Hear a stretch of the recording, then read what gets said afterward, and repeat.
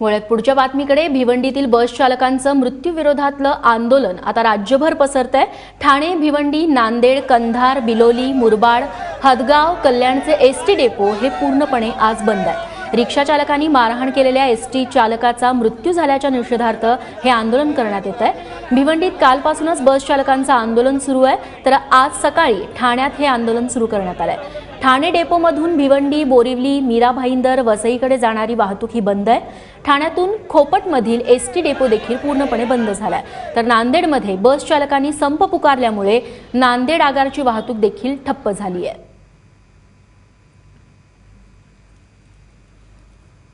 तेव्हा राज्यभर नेमकी कुठे कुठे आंदोलनं आज सुरू आहेत ते आपण बघतोय. नांदेड, कंधार, बिलोली, ठाणे, मुरबाड, भिवंडी, हदगाव, कल्याण, जळगाव, वाडा इथं हे बस डेपो, एसटी डेपो आहेत ते बंद आहेत. काल रिक्षा चालकानं एका एसटी ड्रायव्हरला एका क्षुल्लक कारणावरून बेदम मारहाण केली होती आणि याच मारहाणीत एसटी चालकाचा मृत्यू झाला होता.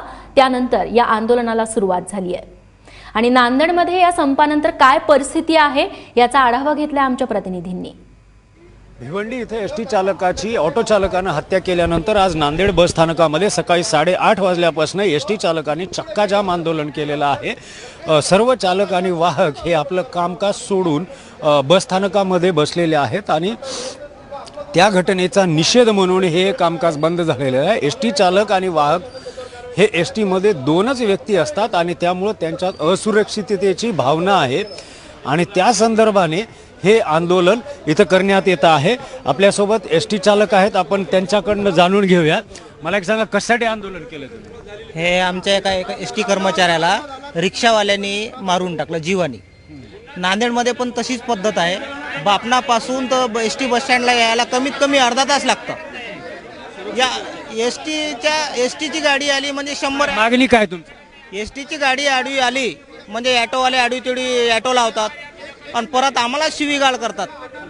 उद्या जसं त्याला मारलं तसं आम्हाला मारून टाकलं तर मग आमची सुरक्षा कशी? काय मागणी काय तुमची? एसटी कर्मचाऱ्याला सुरक्षा पाहिजे.